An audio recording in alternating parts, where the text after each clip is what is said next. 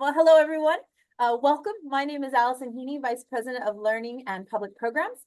I want to welcome you today, Wednesday, August 28th, to this edition of MOLAA Zoom Project in conversation with the artist Lucia Monge, with MOLAA Chief Curator Gabriela Ortiaga, where we'll discuss with the artist her work and career. MOLAA acknowledges the support of the Miller Foundation, the Dwight Stewart Youth Fund, and the Arts Council for Long Beach for their constant support of the education initiatives at the museum. And a special thanks to the California Arts Council Arts Exposure Grant. Each chapter of the MOLAA Zoom project features a conversation between the most remarkable Latin American and Latinx artists creating today and our chief curator. Together, we focus on a series of specific artworks which require a close inspection, a deliberate process of contemplation and exploration, delving into the ideas surrounding the creation of the works, their sources, research, inspiration, in an effort to immerse ourselves in the world of the artist. In this chapter, we are joined by transdisciplinary artist Lucia Monge, whose work explores the way humans position themselves within the natural world and how they relate to other beings, especially plants. Some of her most recent projects include exploring vulnerability through plant respiration, a fungi broadcast about deforestation in the Peruvian Amazon, sending potato seeds to space as messengers for non-colonial visions of space travel, and organizing walking performances that have led to the creation of green spaces in Lima, London, New York, and Paris. Monge has shown her work internationally, including at the Queen's Museum, Whitechapel Gallery, Museum of Contemporary Art in Lima, the United Nations Climate Change Conference, Ars Electronica, and the Havana and Shenzhen biennials. Her work has been featured in publications such as MoMA's Uneven Growth, Global Performance Studies, and Let's Become Fungal, Mycelium Teachings, and the Arts, among others. She holds an MFA from Rhode Island School of Design and a BFA from the Universidad Católica del Perú, and is a founding member of FIBRA Collective and assistant professor of art at Amherst College. As we begin this presentation, we encourage you to share your questions and feedback using the chat feature. We'll host a Q&A session at the end of this. And with that, I want to say welcome so much, Lucia, and I'll hand it off to Gabriela Ortiaga. Thank you, Alison, and all the MOLAA team. Hello, everyone. Bienvenidos a MOLAA. We are so happy to talk today with Lucia, an amazing and incredible Latin American artist, that she will be here as part of our upcoming show, Arteonica, Art, Science, and Technology in Latin American Today, as part of the Getty PhD program. And Lucia, hola, how are you? Bien, gracias. Thank you for the invitation. Thank you, Alison, for the introduction. It's a real pleasure to have you with us. Tell us, where are you now? Because we know that you are a Peruvian artist living and working here in US. Tell us about your present. Yes, I am now living in Western Massachusetts. So this is my studio here in Western Massachusetts. But like you mentioned, I'm from Lima, from Peru. And I've been in the US for, I think I just turned 10 years living here. Wow. Yeah. And you bring Peru here, with all the fear and knowledge. Yes, I've always, throughout this time, I've stayed connected with Peru. I go all the time. I am part of a collective of Peruvian women artists. And so it's very important to me to keep my practice connected to where I'm from. And most of my life I've lived there. So I think everything I do is somehow connected to my identity as a Peruana. So fantastic. And well, the idea is if you can introduce us in your body of work to have an overview of your questions, your interests, about your practice, and the intersection between art and science that you explore, right?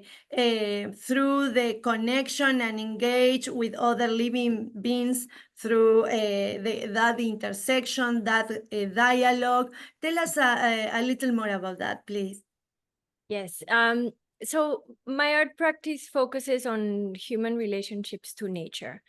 and the ways that we relate to each other, the forms of exchange that we have with other living beings, and the ones that we practice every day without sometimes even thinking about them, or the ones that we are very intentional about.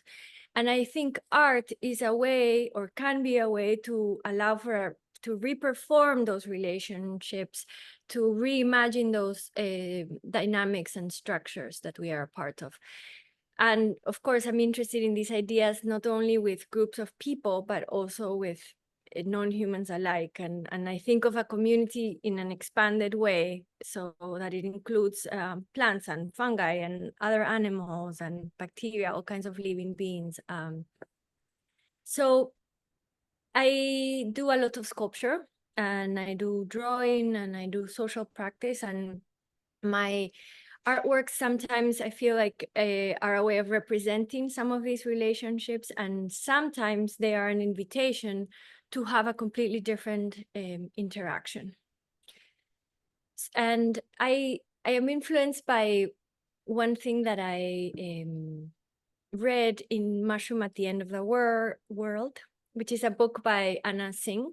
And she writes that ways of being are emergent effects of encounters.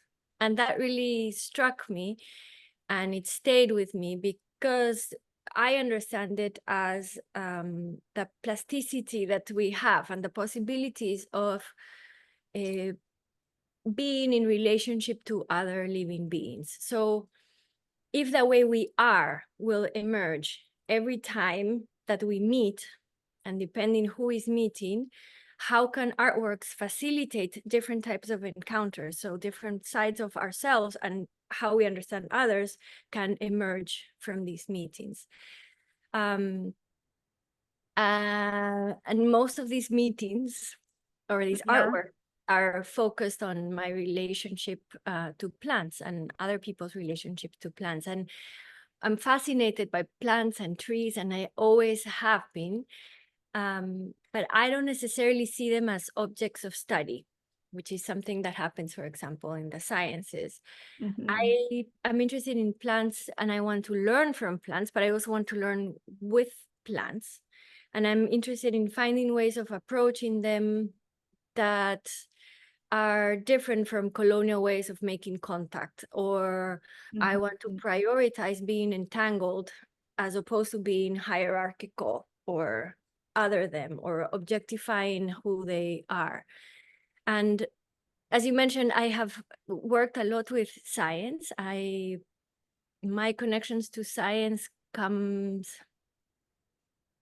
started organically by my relationship with my grandfather and being very close to him, and he was a scientist. And I never really thought of the differences between art and science. I always thought about the similarities, because he kind of made my first classroom a garden. I always say that my first classroom was a garden, and spending time with him, looking at the plants and the birds and all the animals that would show up, having binoculars that he would lend us, and most importantly, time. I think he just was trying to give my parents some time to rest, but that meant I had this time, my brother and I had this time with him to just sit and observe.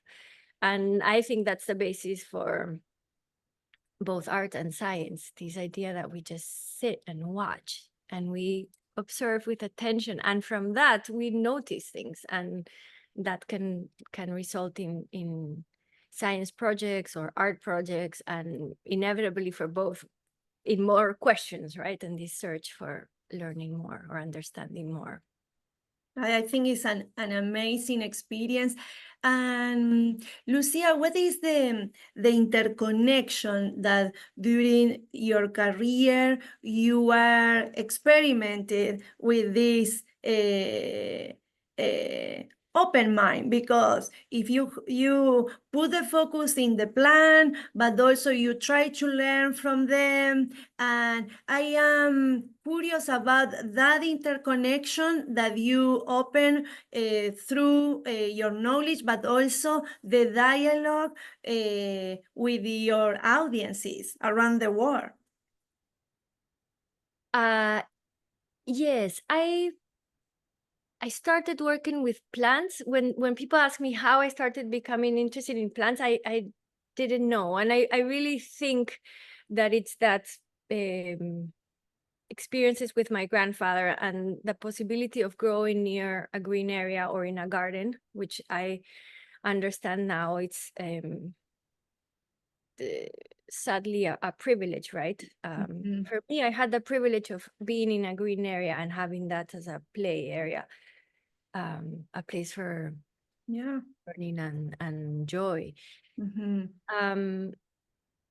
And when I talk to, so I don't know where it started, but I've done all kinds of work with plants, and one of the works that I've been doing for a long time is around public green areas and advocating for public green areas, but it also is a collaborative performance where people are invited to connect plants to different parts of their body and come together and march down the streets advocating for green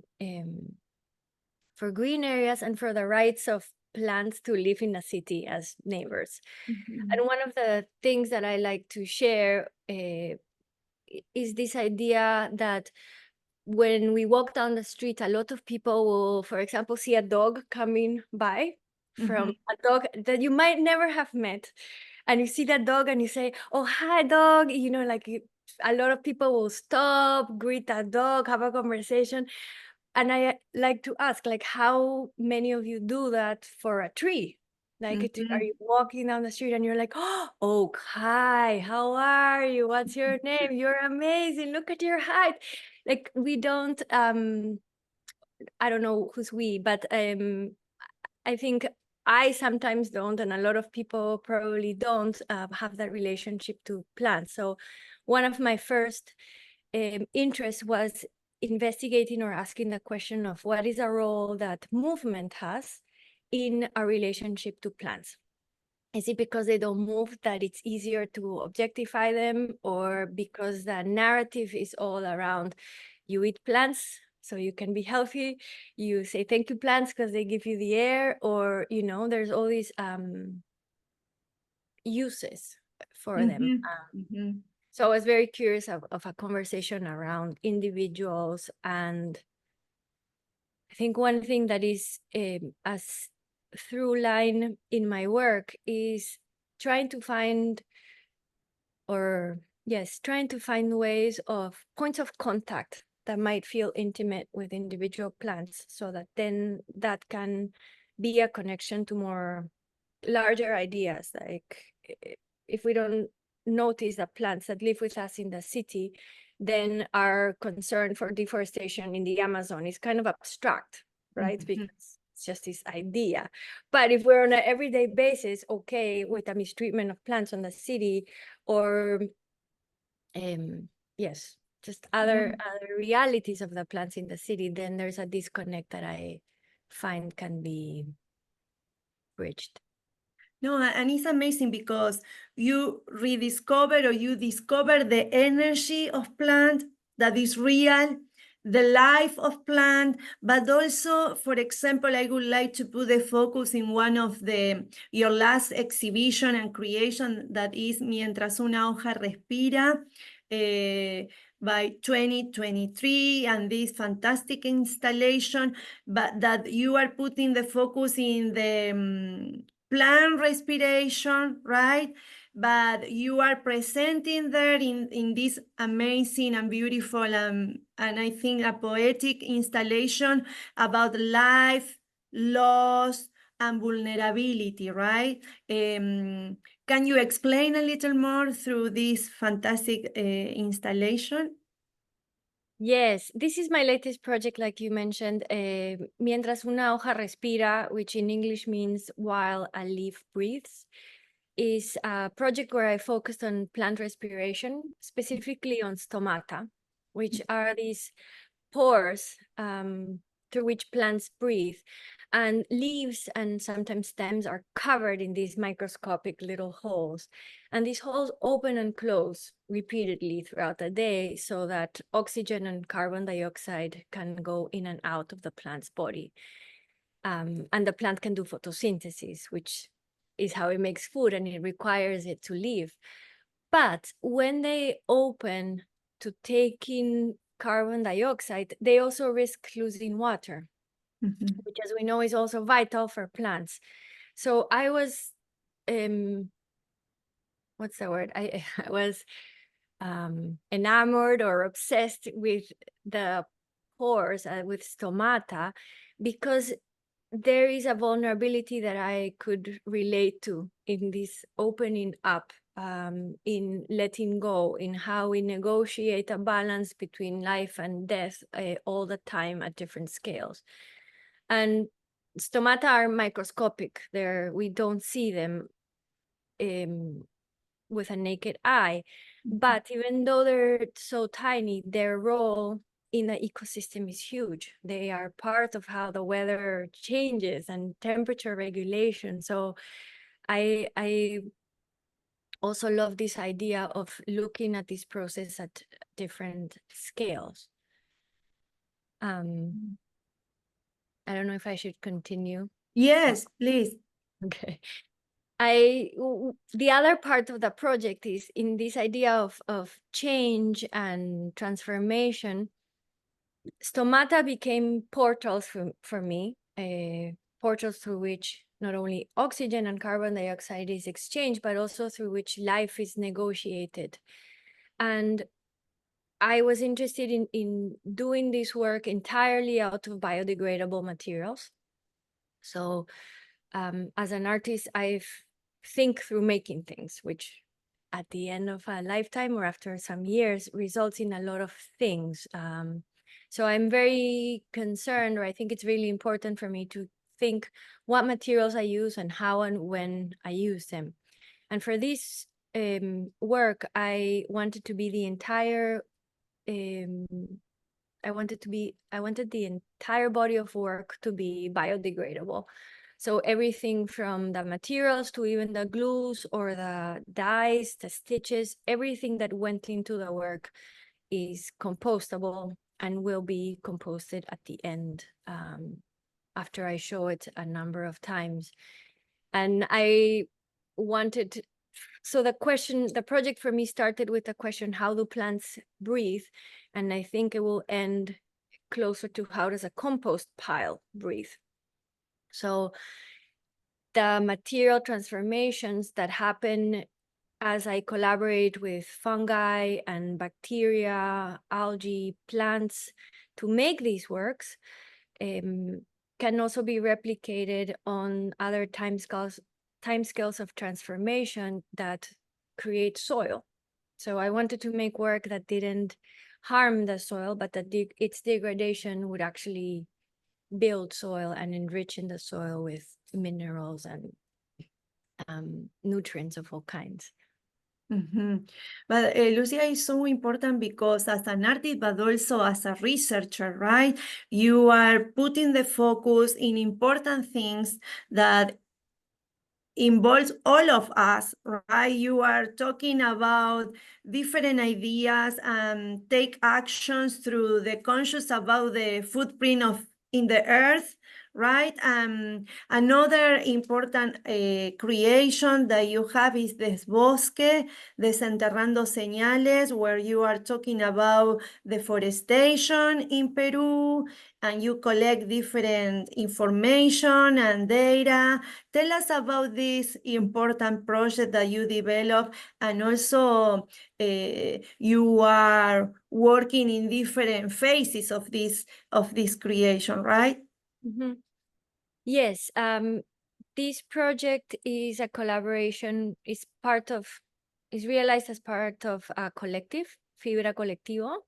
And FIBRA is myself, Janine Tapja, and Gabriela Flores del Pozo. And this is a project that we started in 2020. And we talk about it as a fungi broadcast of deforestation in Peru. And it takes after mycorrhizal networks, which are these systems, underground systems that form between plants' roots or trees' roots and fungi. So under the forest floor, all these roots and fungi connect, and they create this network through which they exchange information and nutrients, and they are a perfect example of collaboration in nature. And I love how they kind of they actually defy this dominant narrative of survival of the fittest in nature, of competition, because they collaborate across species, they collaborate across generations. We wanted to have this project take the form of the mycorrhizal. So we created a series of sculptures with mushrooms that would communicate the reality of the trees in Ucayali in Peru. And this project is also collaborative, not only within the collective, the art collective, but also we collaborated with people in a lot of disciplines. Aside from here, you can see some of the sculptures with mycelium, with the mushrooms. We used oyster and ganoderma mushrooms to create these shapes.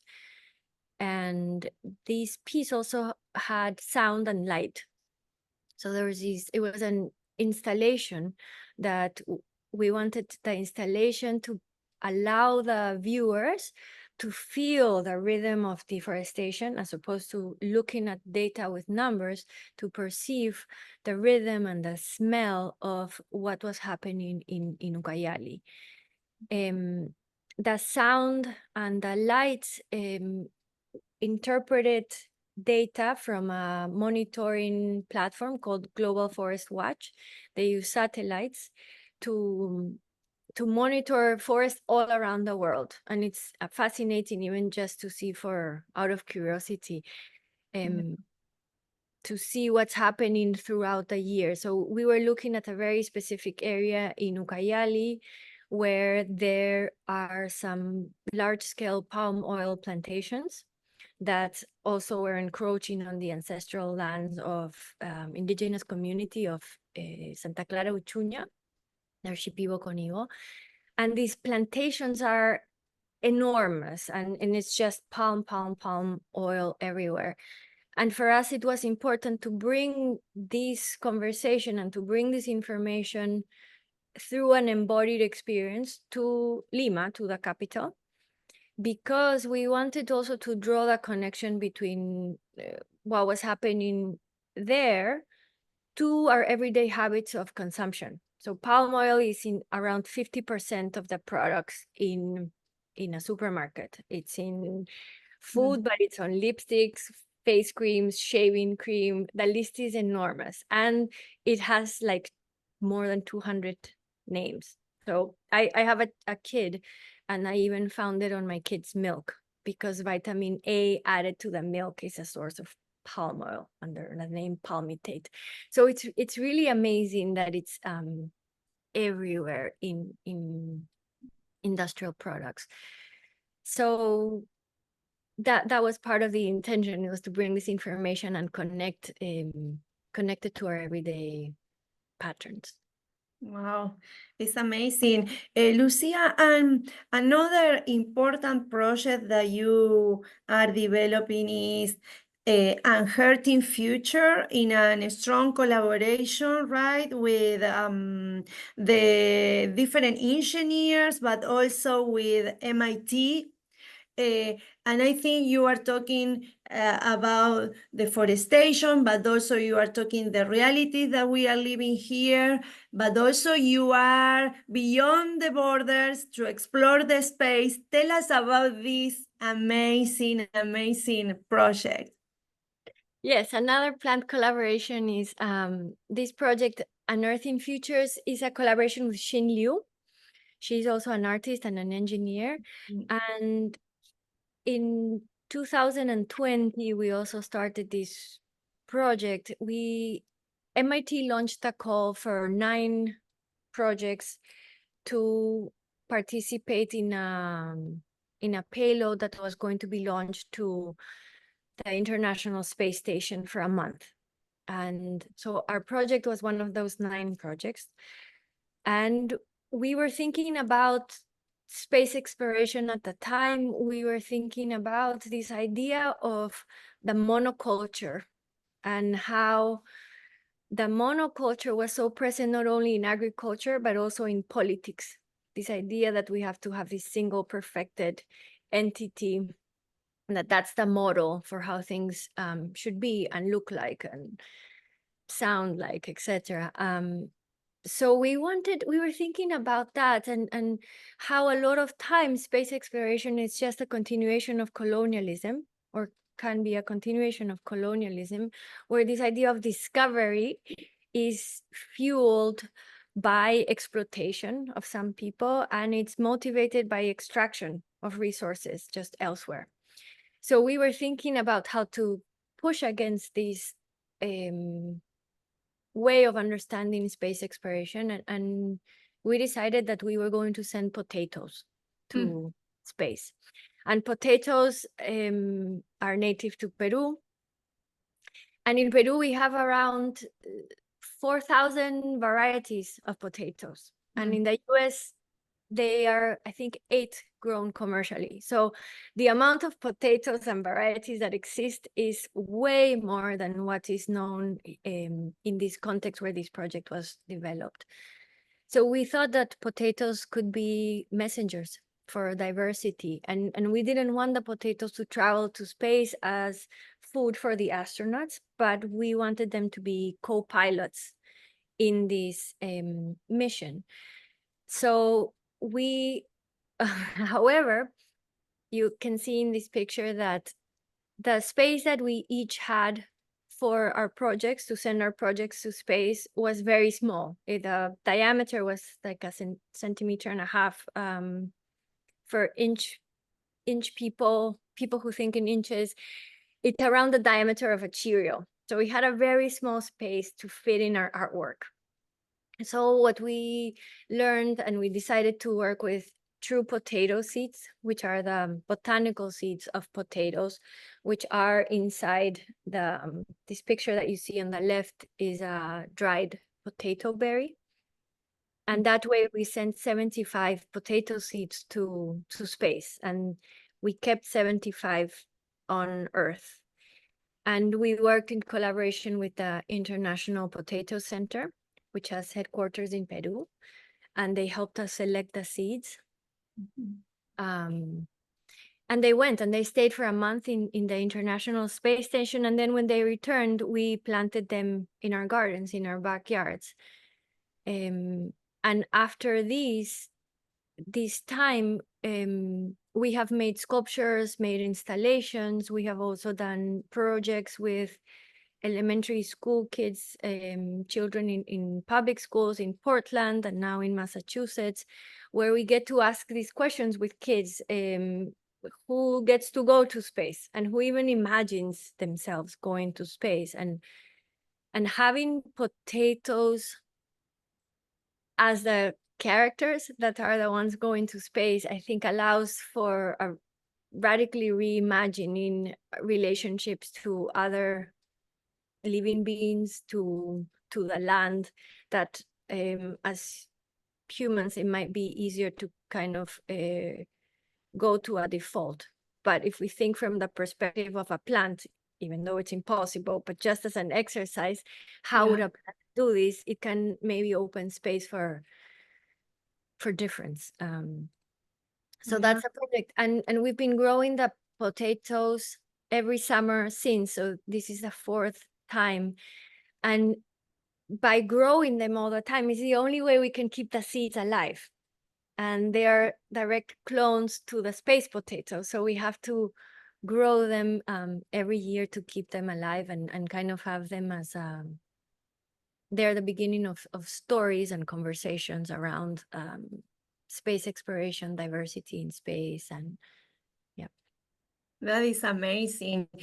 We are so excited for that. And also the next project is Primer Contacto, where you are creating that exercise to open a conversation between humans and the energy of plant. And we will have the opportunity to present this amazing creation here at MOLAA in a couple of weeks, and we will have the honor to welcome you. Tell us more about this incredible artwork that you are exercise with the different ideas, and also you include the sounds of the plant and a different sensitive environment, right? Mm-hmm. Yes, I'm very excited. Thank you for inviting me to this show. This work was done in 2013. So now I hope people who are listening really come and see it, because it's going to look very different. I remade, I had to make all the parts again. And it looks different, but it's the same piece. And this piece is called Primer Contacto, which is a first contact. And in my work, I've always been interested in language and words, even when I wasn't speaking in English, like in a different language. I'm interested, I love the word contacto as a way to think of, if we split it, with touch, with care. And so this is the first contact, but it's also an opportunity to touch plants in a way. And it is a drawing table where people are invited to pick a plant and spend some time drawing this plant. Now, these plants around the drawing table are all connected to this anatomical figure drawing, and they are connected to the plants of the human that they benefit or have a relationship with. So some plants are chosen because they're good for the heart. Some are chosen because they have an impact on the way we breathe. They might filter the air. Some are chosen because they bring good luck. They are like ruda in Peru. There was ruda. I think in English it's called rue. I'm not sure it has the same use, but there are plants that bring good energy in all cultures, I think. So it is a collection of these plants that have a relationship to the human body. And the idea is that when we have to make a drawing, we have to look at this being in a more detailed way. We have to pay more attention than just by passing by. So that is the invitation, to look again, to look more deeply. And the drawing pen is also, it has a microphone inside it, and it has a microphone that is also called a contact microphone, which is, again, connected to the name of the piece. But it doesn't pick up sound from the air. It picks up the literally the contact between two surfaces, and that's that contact is then translated into sound that we can hear. So the sound that people hear, to me, is not a sound necessarily of the pen and the paper anymore, but it's the sound between the attention that we're giving and this specific plant that we are now meeting or re-meeting again through this drawing and sound. I think it's kind of a way of having the human body close contact between the sound, between the plant, the cables in the sound, the roots, the veins, and we're part of kind of highlighting the system. That is amazing. And it's part of a collaboration, right? You are creating a choral collaboration with all the plants and all the visitors that we will welcome during your show, right? Yes, I love that. I never thought about it that way. I love the choral collaboration with the plants. I think will be amazing, Lucia. Thank you. I'm very happy to have the opportunity to also do it again. And like I was saying, the piece has all the same components, but having to remake them again has allowed me. Now I've painted a tabletop. and drawing of the human body is there. It was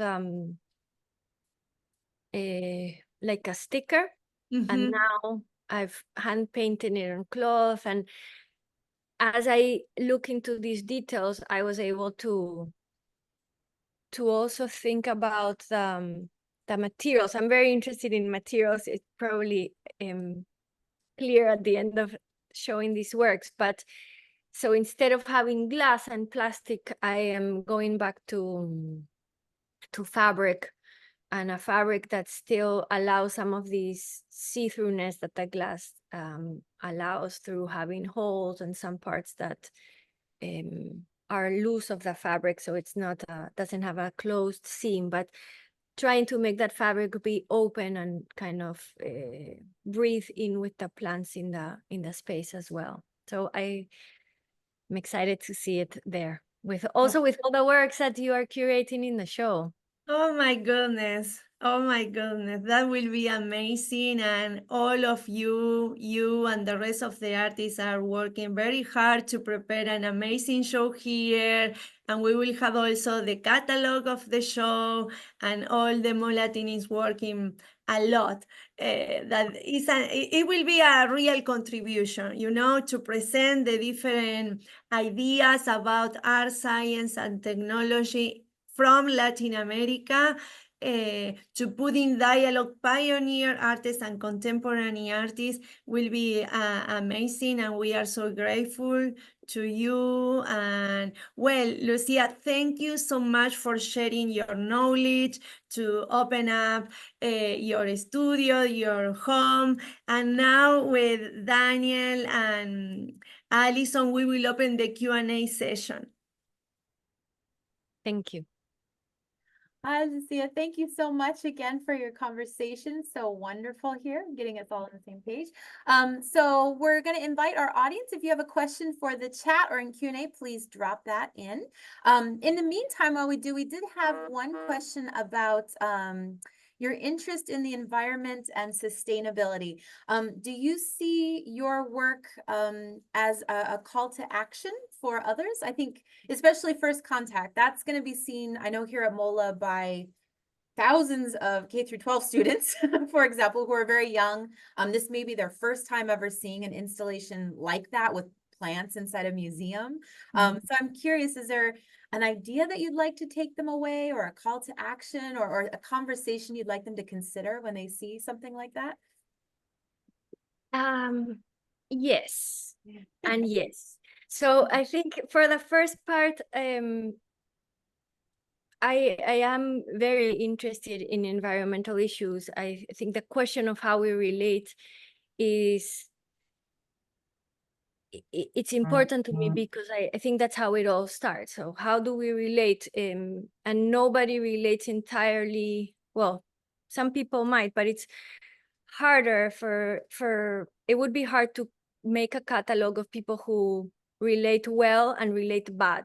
That's not the point for me. The point is how we humans are complex, and we have multiple relationships that are a result of personality and culture and the day that you're in. It could be anything, right? It could be you're having a bad day. You are not that careful with XYZ. So I think artworks, well, first, I think my art practice is a way for me to practice these ideas, right? So if I'm interested in sustainability, then how can I make my practice be consequent or coherent materially?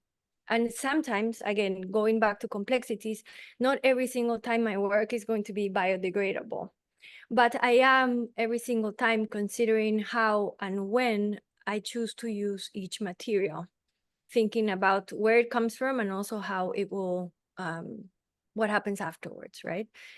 So in that sense, it's a way for me to practice what I think, which is hard, or even temporality, as I like talking about how working with other living beings allows and also forces me to think or make in different times. So if you work with plaster, you know that in an hour it cools down and you're good to go.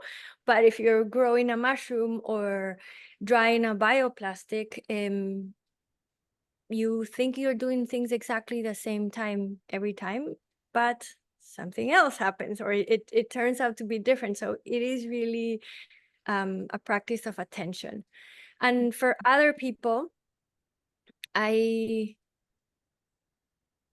think artworks are opportunities to think of things, or in a new way, or again, maybe it's just a reminder. So I am not so much interested in having communicating a specific idea, but more creating a situation where people can come up with ideas based on what does this spark to you. So if we're talking about plants, and I'm making you look at this plant again, are you annoyed? Some of my work, the performances I was talking before, they might take a street, and some people are very annoyed because we are interrupting their flow of their day, and some people are very excited and join the project. And I've had opportunities where I've had people explain to me my work because they didn't know I had made it, and that's my favorite situation, you know. So yeah, so I'm less interested in a closed idea that I'm trying to get to you, but more how do this allow us to have a conversation. Yeah. Love that. Well, and it actually ties in. We do have a teacher here with a group of 10 students who's actually logged, and they wanted to say thank you so much for sharing. But they also asked to kind of build on that. Can you explain a little bit more about what you mean when you mention colonized way of interacting with plants? So when you use that phrase, can you talk to a little bit about what you mean by that, maybe what the implications are? Yes. Hi, teacher and students. Yes, what I mean is a lot of times, okay, not a lot, yes, a lot of times still, and during colonizing times, this idea of discovery and coming to a new land was to exploit the land and to exploit people in order to do that. So when it's a colonial way of approaching, what I mean is I'm not interested in extracting anything. I'm not interested in that relationship that I'm creating to be one of extraction, to be one that doesn't recognize the living beingness, the livingness of plants or other people who might have been living there. It is not about enforcing my own way of seeing. It is not a way of enforcing my hierarchies. One of the tools in colonization was to negate living beings, their qualities of living beings. They became resources. And this idea of a resource is incredibly, toxic. That's how things were, how the colonial project moved, right? By exploiting and extracting. And the narrative is like, they're not people, or these are not living beings. This is just a way to a means to a way, just an excuse for my goals. So that's what I mean. I'm interested in doing the opposite. I think that's wonderful. And we actually have a comment from Patrick Moore, who's one of our docents here. I think he kind of agrees with you, because this question, I think, and Patrick, correct me, a little bit rhetorical, but he says, are not just human porous stomata after all, and humans not just moving plants or ambulant plants as well. So I think that connection there, some of our audience members are already making. Do we have any other questions there from the chat or from Q&A? I'll give everyone just a moment there. I know in the meantime, we are super excited to see this installation here at MOLAA. I know that we'll be opening up the exhibition Norteanica in September. So please, everyone, mark your calendars. This is going to be an incredible show. I think that may be the last of our questions here. Daniel, do you see anything on your end? Haven't seen any questions pop up yet, no. Perfect. Well, I know that people are thinking and they're brewing, so I want to invite everybody again, please check out Ars Electronica. Lucia's work will be on display in September. We're so excited for this partnership, this collaboration, especially incredible works like yours. Thank you again to Gabriela Urtiaga, our chief curator here, for leading this discussion, and to Danielle Martinez Fuentes for sharing the work here through our slideshow. We're so excited that everyone here today chose to be part of the Zoom project, especially our audience, and we will see you again next month with our next installation of Zoom project and the opening of the show. So thank you again to everyone. We'll see you soon. Thank you, Thank you. Lucia. Muchas Thank you gracias. all. Gracias a ustedes.